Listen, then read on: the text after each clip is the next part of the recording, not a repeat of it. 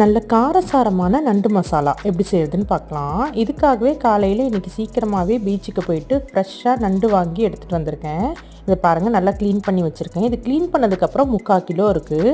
முதல்ல ஒரு மிக்ஸி ஜாரில் 5 வெங்காயம், 2.5 ஸ்பூன் அளவுக்கு இஞ்சி பூண்டு பேஸ்ட், 4 தக்காளி, 1.5 ஸ்பூன் அளவுக்கு குழம்பு மிளகாத்தூள், கை நிறைய கொத்தமல்லி சேர்த்து தண்ணி எதுவும் சேர்க்காம ஃபைனாக அரைச்சி எடுத்துக்கலாம். அடுத்து கடாயில் நல்லெண்ணெய் சேர்த்து சூடானதும் அரைச்சி வச்சிருக்க மசாலா பேஸ்ட், கொஞ்சமாக கருவேப்பிலை, தேவையான அளவு உப்பு சேர்த்து நல்லா கலந்து விட்டு மூடி போட்டு ஒரு 15 to 20 மினிட்ஸ் நல்லா கொதிக்க வைக்கலாம். இந்த கிரேவி ரெடியாகிறதுக்குள்ளே 1.5 ஸ்பூன் மிளகு, 1 ஸ்பூன் சீரகம், 1 ஸ்பூன் சோம்பை நல்லா ட்ரை ரோஸ்ட் பண்ணி பொடி பண்ணி எடுத்துக்கலாம்.